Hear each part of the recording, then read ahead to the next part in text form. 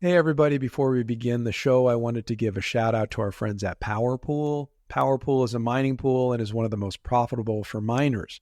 So if you have one miner at home or a fleet of miners at scale, point your workers to Powerpool to enjoy the best payouts. Powerpool supports a number of algorithms, SHA-256 for Bitcoin, X11 for Dash, and others. And of course, we're focused and we care about the most, S-CRYPT for Litecoin, Dogecoin, and now Bell's Coin, merge mining. Pointing your workers to Powerpool is easy with its simple user interface, and the platform also has all the reporting available that your operation needs. Typically, Powerpool extends a low 1% pool fee. However, if you register with the 84 million link in the show notes, you will lock in a sub 1% pool fee, which is excellent. So start mining with the most profitable pool in 2024 and register for Powerpool with the link in the show notes. Cheers, happy mining.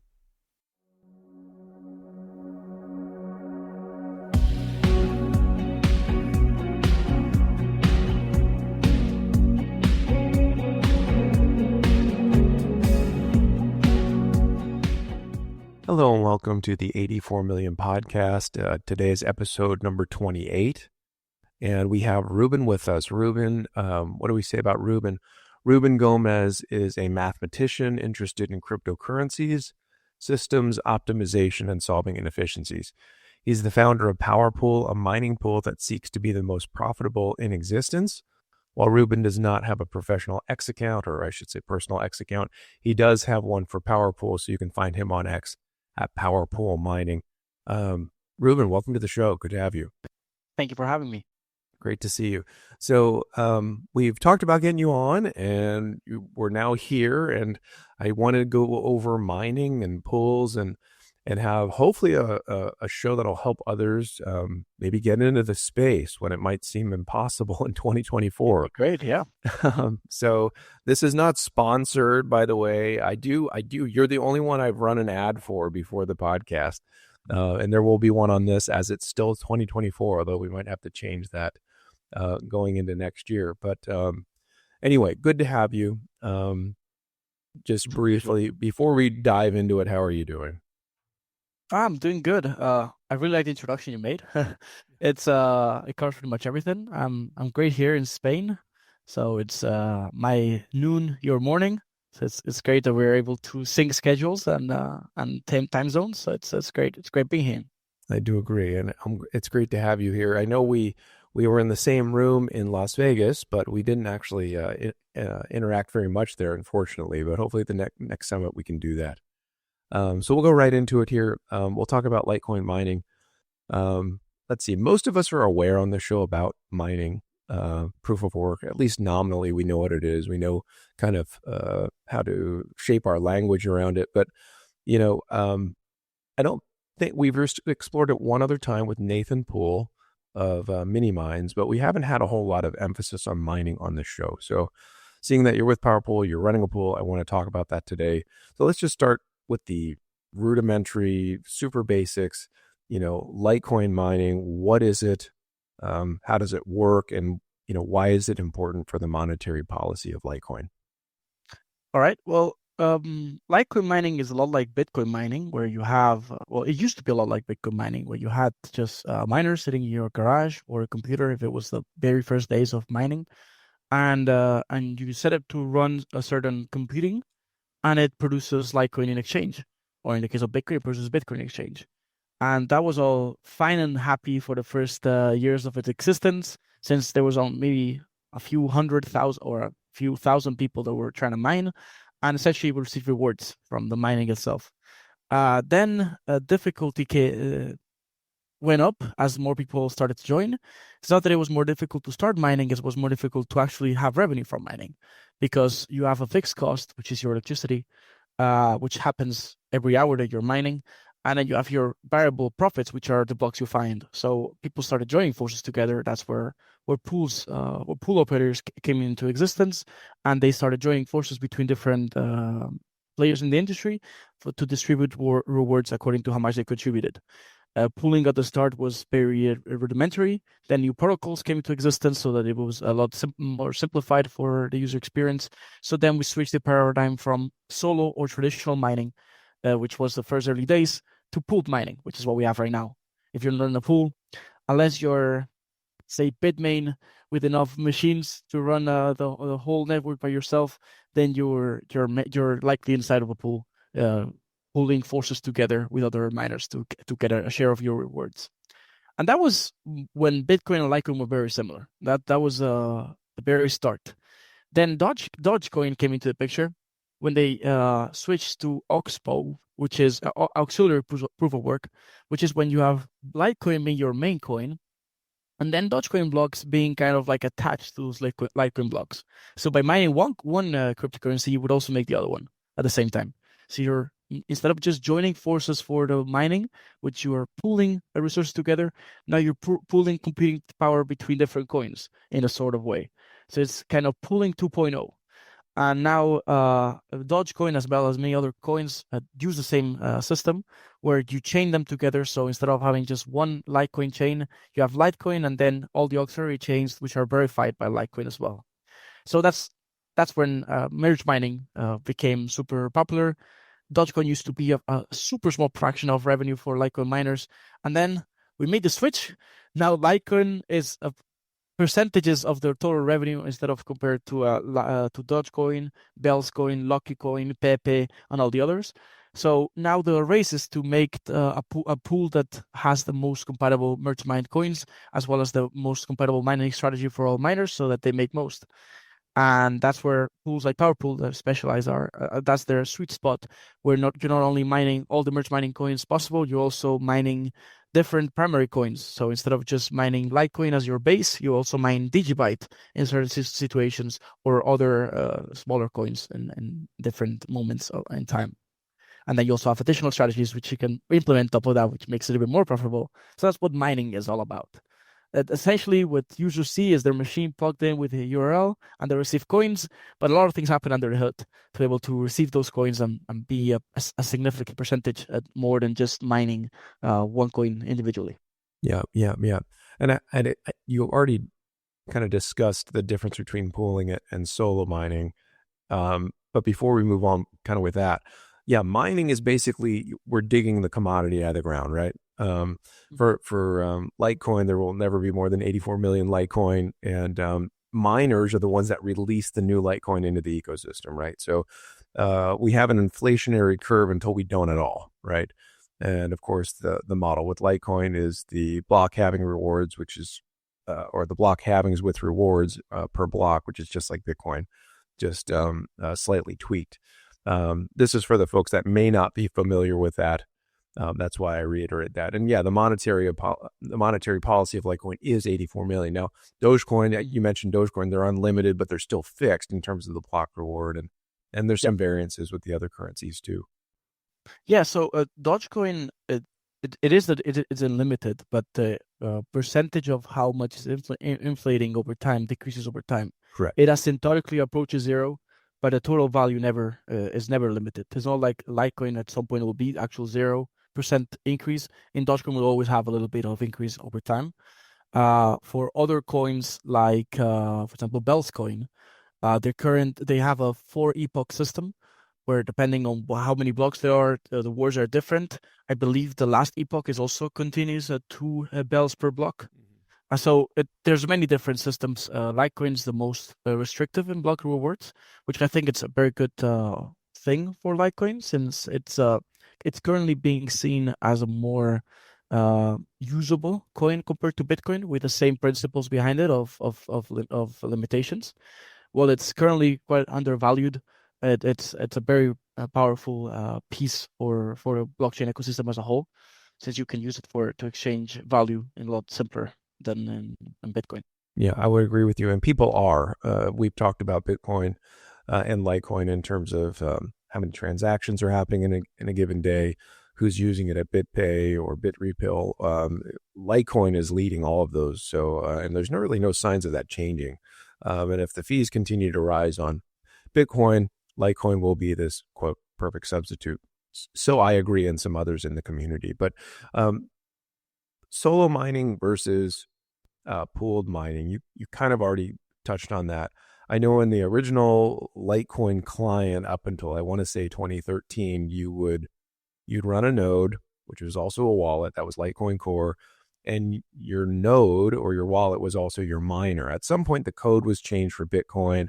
I want to say ASICS came out in 2013 with Canaan organization. I forget specifically what it's. Canaan something was the first miner, and then 2014 Bitmain came out, and they're still around, and they're a gigantic, So definitely we're not solo mining like we did in the old days.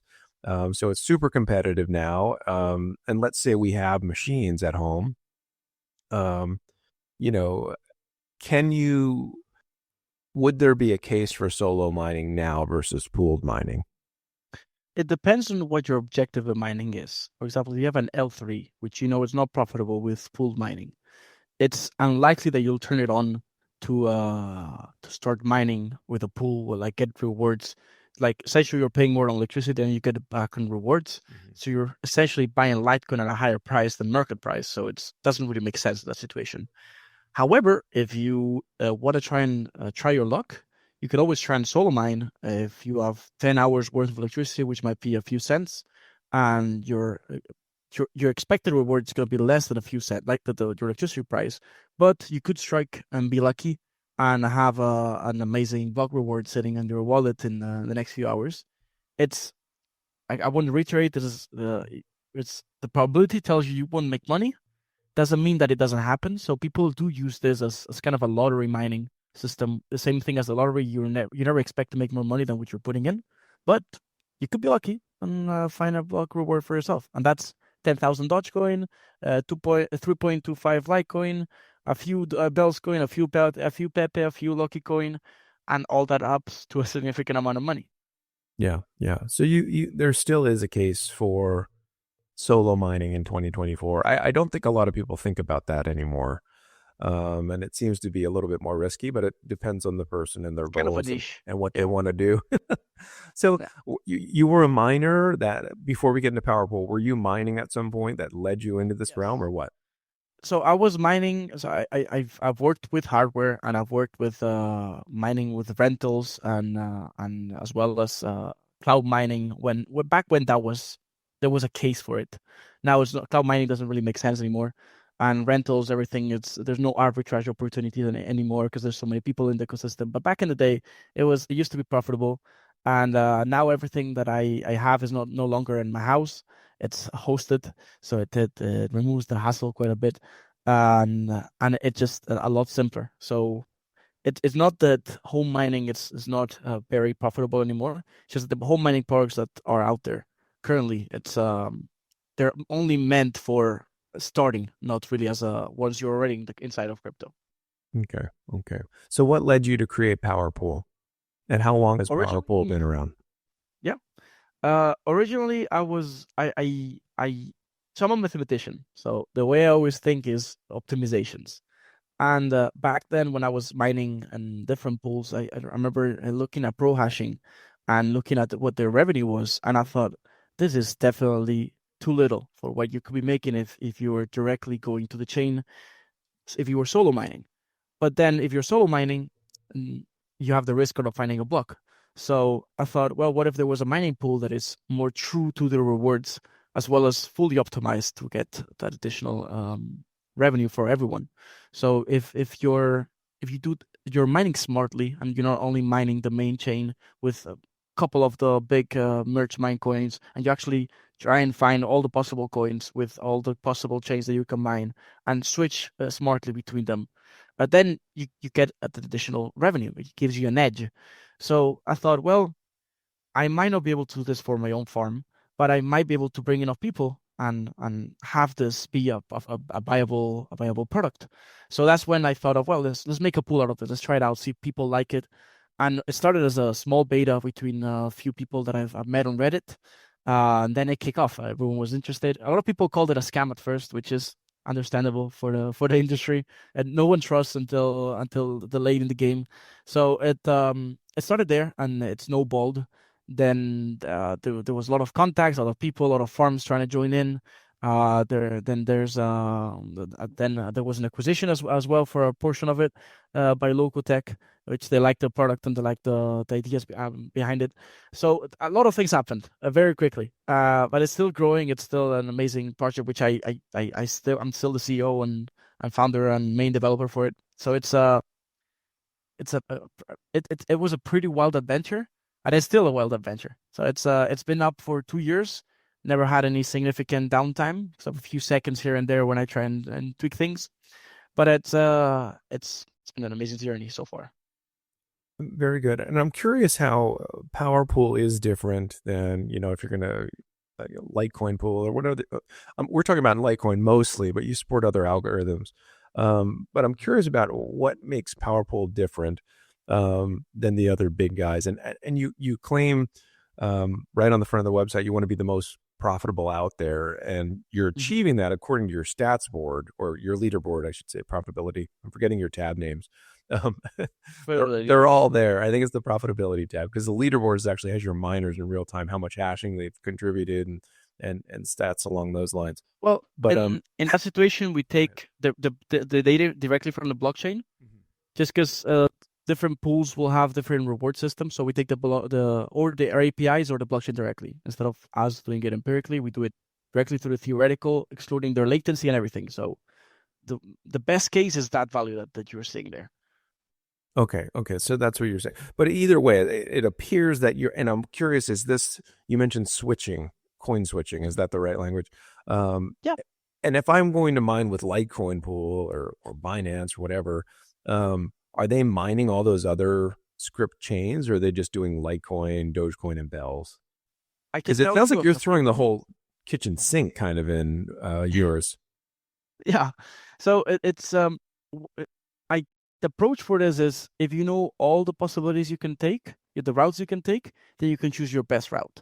So, for example, Litecoin pool, I can tell you, like in that case specifically, because that was originally where I was mining at. So, and also as well as providing Litecoin pool as well. So back let's say a year ago was more or less, they had the reward system was a fixed percentage over the FPPS. Since you had Dogecoin, instead of being 100% FPPS, they had maybe 300% FPPS. So you would take the Litecoin rewards, multiply by 3 in this case, and that's what you would be paying out to users. But Dogecoin blocks go like this. So the difficulty spikes a bit. They move around. It's not always the same. And the one thing that they would do is they would not change their percentage of ratio very often. So you would have days where they're paying at a 200% percentage. But since that Dogecoin prices spiked, they were supposed to be paying at 300%. So they were pocketing the difference. But when the was the opposite effect, and you would have the Dogecoin rewards be lower than what they were paying out, they would switch it immediately. So that would lead to miners being cheated out of a significant amount of rewards. So that was the biggest case that where you would see this big differences, just because of pools not paying out what they should be paying, or the full rewards of merge mining. So that's one of the possibilities, merge mining not being properly paid. Another possibility is that they're not mining the right main coin.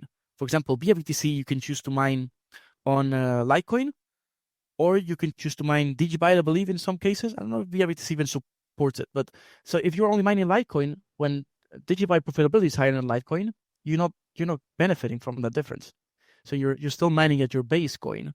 So if you're always at the highest maximum coin, you're always making more than when each of them individually, at least as much, or it could be higher. So that's another possibility.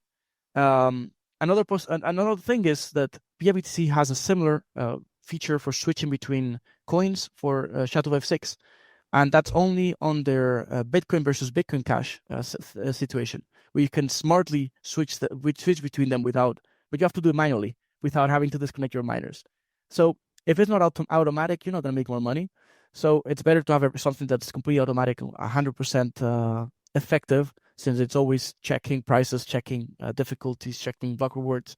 So if you know all the paths you can take, you can always choose the most optimal one.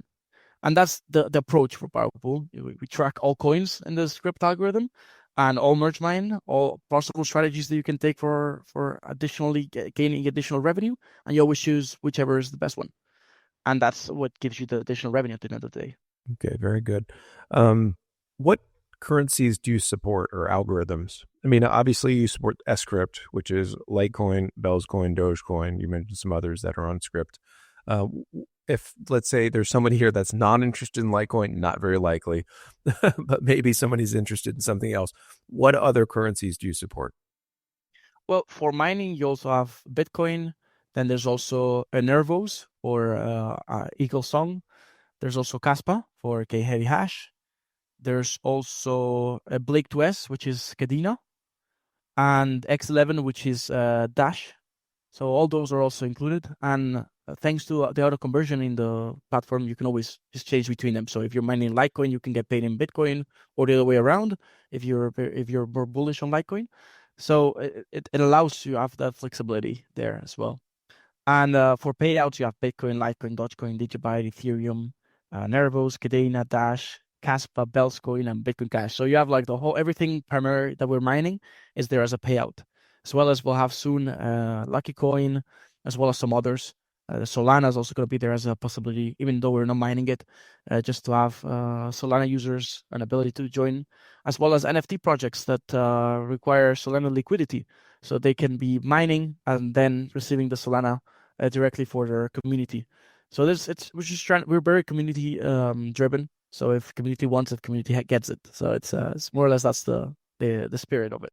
So the resuscitation of Lucky Coin is happening in the historic chain revitalization efforts. Mm-hmm. And it's a coin that it's very profitable for miners. And if you're not mining it, you're missing out on a significant portion of money. Sometimes, some seconds you're making more on Lucky Coin than a Litecoin as your base coin. So there's a lot of effort that goes into finding what's most profitable for users, and that's what we have. Okay, very good, very good. I know you added bells pretty quickly. I want to say in September or August maybe, but it was pretty quick that you added bells on after that. Kind of came out of nowhere, as I like to say. But we'll move on with Litecoin. I think, let's say somebody wants to start mining at home. And, I would argue that Litecoin is a very profitable coin to mine right now. Even if you're having residential electricity rates of, let's say, 13 cents, even when Litecoin was $60 a unit. And of course, I think it's around 118 today. It was profitable then. It's of course going to be profitable, at higher prices per Litecoin. And plus it's merge mine. So you're benefiting from Doge and bells. And again, they could all go down. There are days that happens, but typically I think there's some power with these kind of variabilities. And all chains have been doing pretty well. So I think Litecoin is the most profitable if you do the math. However, let's say somebody comes to you and says, hey, I want to start mining. I don't care what it is. I could mine Bitcoin. I could mine, Litecoin or S-CRYPT. I can mine, Dash. What would you tell them is the most profitable right now? Well, in my experience, it's always best to choose new hardware, regardless of the current cycle of the coin, except when they're incredibly overpriced. So, for example, there were some Caspa miners which are selling at 40K a piece. Those were heavily overpriced. Some people, they make their money back just because they received it super early. But it's unlikely that if you buy them when they're overpriced, that you're going to make your money back in many multiples over. But Litecoin, Dogecoin, S-CRYPT mining in general, it's an established algorithm, which and it is a very long length of products that are always constantly producing. Latest gen is very good gen already. Currently on the market, the percentage of rewards that you get compared to, the electricity percentage on your rewards electricity is low enough for you to justify home mining or even hosted mining without going to the enterprise super big scale operations that you have to do for Bitcoin. So S-CRYPT is really the sweet spot between brand new as well as significantly profitable enough for the day-to-day users. And I really think S-CRYPT is the way to go when you're starting mining. If you buy S21, you're going to be running something very, very expensive first. And that's for Bitcoin, correct? Yeah, and expensive to maintain, yeah. So what if you run L9 or something for S-CRYPT, is a lot simpler to maintain. Yeah, like what is it to maintain an S machine for Bitcoin now? I mean, what are they going for? And Well, the cost for them is significantly lower than S-CRYPT. So your upfront cost per watt of electricity is lower. So your capex decreases in that way, but your cost of operations is very high since your rewards per watt that you get when you're mining is a lot lower. For S-CRYPT is a lot higher. So it you have a higher upfront cost, but you have a much easier time maintaining it. yeah, it's just Bitcoin, yeah, with the rewards, unless you're doing some secret sauce with Bitcoin, I don't know. But I mean, that's alone. Well, I guess Bitcoin Cash. Well, no, you do have some Yeah, but I extra mean, things that you can do. so what's merged with or on the SHA-256? I mean, Bitcoin Cash. Does Digibyte include that in its kind of multi-algo Well, approach? you have a few things that you can do on Bitcoin. Well, lately you have the it's called Bitcoin Fractal, which is a merge mineable coin with Bitcoin. You also have Namecoin, which is Oh, Namecoin. uh, one of Yeah. the original ones. You Yep. have other ones which are like there's Syscoin. There was a few more they're not as significant enough for like in percentage wise. It's definitely not gonna move the needle too much, but it moves slightly enough so that it can make the difference for when you have a big enough operation. As well as you can always mine Digibyte as a primary coin as well when you're mining Bitcoin. So you can also profit from that as well. So you can switch between the primary coin as well as what you're merge mining. And while the merge mining is not too big, the primary coin switches between Bitcoin Cash, Bitcoin, and Digibyte are significant enough to move the profits up. Yeah. I think mining from home has maybe shifted out of view for many people, even in the Litecoin community. I think, like Bitcoin, we think it's like an impossibility to mine from home. But I don't think that's really true. And I wanted to talk to you about that. And I think, if anything, Powerpool can help you if you do want to start a mine, right? And you direct your miners towards Powerpool. But I mean, what does it look like to set up, for example, a script mine, even with one unit at home, in 2024? Are you profitable? I would think, again, you would be. And I think that could be encouraging for people to kind of maybe reconsider mining again when they wouldn't, for example, want to really set up a Bitcoin mine at home. They can do that with Litecoin and S-CRYPT. Yeah. Well, once you have your unit at home, that's the biggest first step. It's important when you buy a unit, you do it from reputable vendors and not some guy off Telegram, just because you want to make sure it arrives since you paid for it. Yes. Always pay with credit card if you can.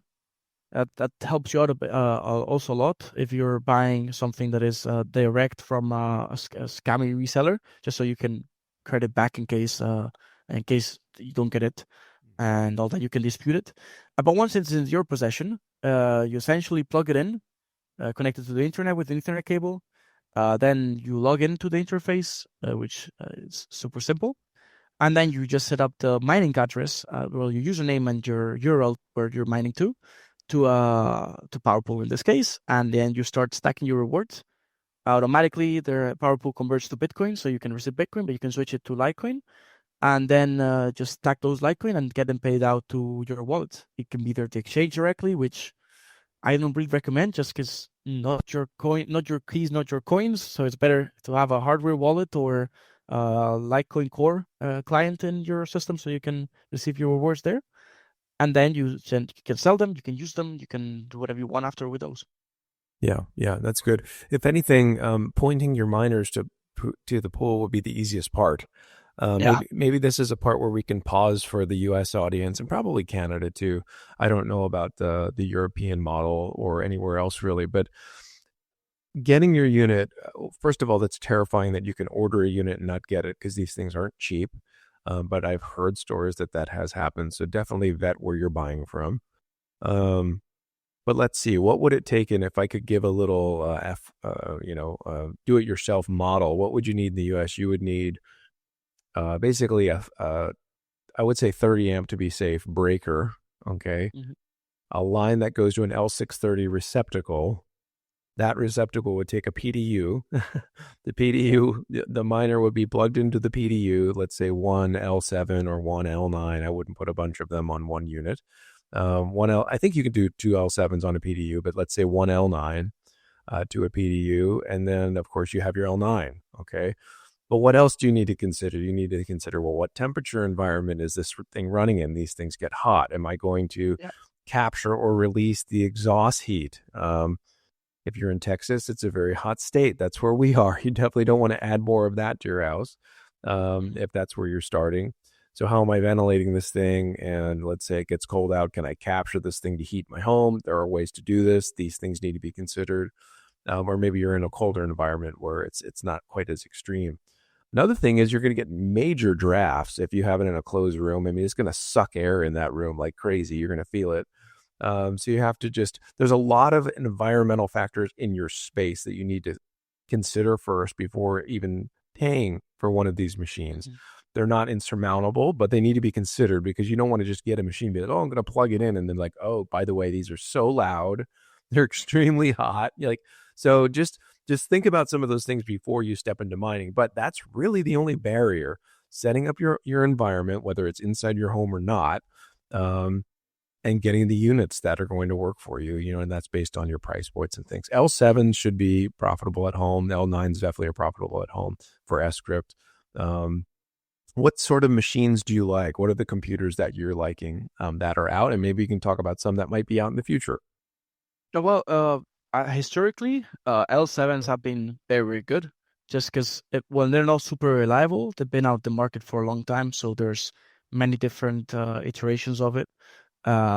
They're mostly the most affordable ones that you can get out of resellers, just because they're switching to the new generation, like the L9s or the Alpha PEX. So they also have a few of them.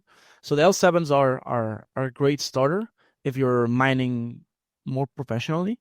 If you just want to try out just mining, you can always get the mini Dodge miners from with this gold shell, if I'm not mistaken, and those are more home miners, so they are less noisy and less power hungry.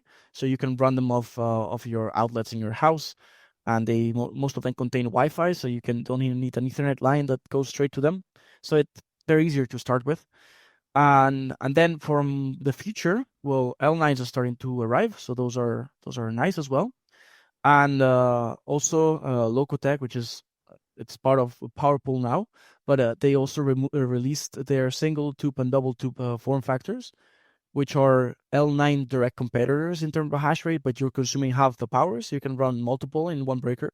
So it allows you to pack them more densely with the same power consumption and get more hash rate.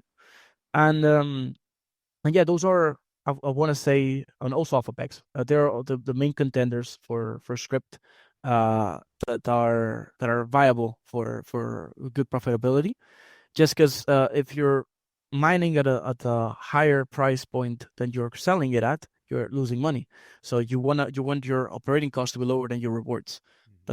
It's trivial, but it's important. It's fun to remark it. Yeah. And so it's more or less that's the situation. Currently the single tube and double tubes are only in pre-order, so there's a slight gap of time until you receive them. So that's also a factor, because when it's important to receive them so you can start using them. But essentially, those are the main competitors in the space currently. And the single and double stack, which I saw the other day, Ben, who was on the show last year, actually this month, it was about a year ago, he was on the show. They're basically fitted with hash blades within them, correct? More or less, yes. They're slightly bigger. The hash blades are inside. They wouldn't fit on a GPU miner. Okay. But they are the same chip, the same architecture, same firmware and everything. It's just it's more tightly packed together so that it fits the L7 format, so like same footprint in terms of size, to be able to pack more power into it. Yeah, I mean, I would be excited to see those when they're out for sure. If you can cut the demand for the electricity you have, that's amazing, especially if you're residential, right? So that's exciting. I know the double barrel, I want to say, is slightly At least it's projected to be, or the estimate is actually slightly stronger than the L9, which I think is 16.2. Yeah, I believe I'm just gonna make a double check and I know the values right. The double tube is doing 18.6 gigahash. Yeah, 18.6 gigahash at 1,750 watts. So essentially, it's about 12 amps, 13 amps at a US power per machine. So you can have these be part of the of one line where you have them in a shelf. Yep. You can have multiple of those within one breaker. So it helps your OpEx, your capex to be lower. Absolutely. And make it simpler in your farm design.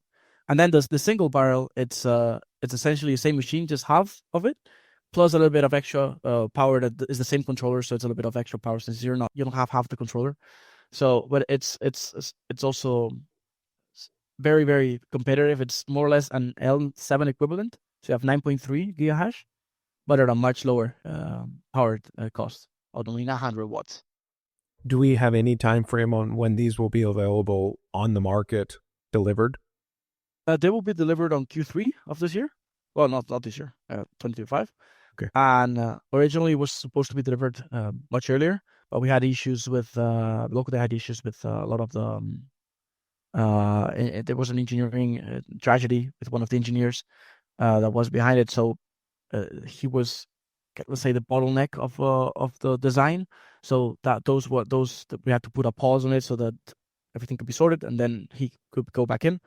And so that costed weeks, especially now. Like, it was Christmas is in there, Thanksgiving, everything. So it was essentially weeks, but ended up being a few months in natural time. So all that had to be sorted. But now that all roadblocks are gone and the production starting, it's just great all around. Very good, very good. Anything else we want to look at that we haven't looked at in terms of Powerpool? We talked about kind of how to point the miners, your switching algorithms, the algorithms you support in terms of coins you want to mine. I want to reiterate, you can get paid out in multiple currencies even if you're not mining them. So like if I'm mining Litecoin and I want to only get paid in bells or whatever, you can do that. I don't know why you would, but you can. So you have a lot of flexibility in terms of payouts, and maybe we want to talk about that. Powerpool versus other pools and the pay per share. Are you faster in terms of payouts? I know there's some variability. You can set how often you want to get paid out and, designate the addresses you want them to go to. And it seems to be a little bit more responsive than other platforms. Well, if you have different pools with different reward systems, for example, most of the pools pay you out once a day. It makes it simpler for their accounting purposes and for them to use your coins while the time's going, so they can accrue the interest or play around a little bit with it.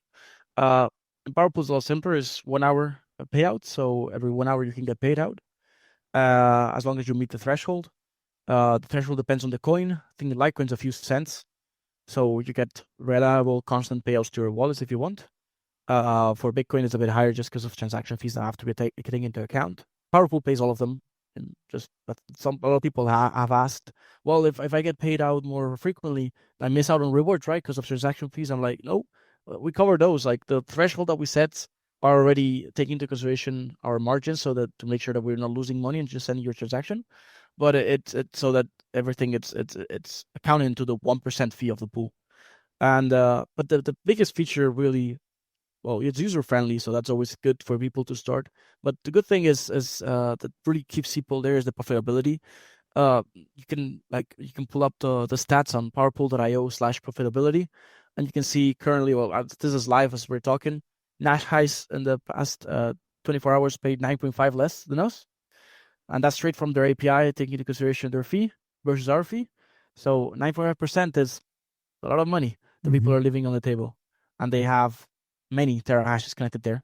You can check with Mining Dutch is 5.1%, BUBTC 6.1, Litecoin Pool 1.3 as the closest one today, and then there's Pro Hashing at 15.9% less than us. So those are the biggest ones that make difference. But it's essentially more profitability, better user friendliness, more flexibility for payments, quicker stuff, and support that is there to answer questions live. You don't have to send emails and stuff. It's on Discord. A few people talk there to like answer other people's questions. Not even me that has to answer them sometimes. Other users chime in and help out each other out. So it's a great community all around. Yeah, that's good. That's actually really good. Support's huge, especially if you're new to the space. So, awesome. What is your percentage fee versus other pools? 1%. Other pools, they vary a lot. No one's lower than 1%. And Litecoin pools at 2. All the others are 4. ProHashing is like a 3. Nash is a 3 also. So it's not 2%. Sorry, nice. So it varies a lot depending on who you're mining with. But it's 1%. Ours is 1% only. And if you're a big farm, you also get discounts or some additional features you can have. So it's also if they use your link, they also get a discount on the fee for life as well. That's also great there. And so if they register with your link, and it's just a feature. The fee is minimal. It's we always try and keep it as low as possible. It's to keep servers up and transactions, as well as giving us a revenue as well.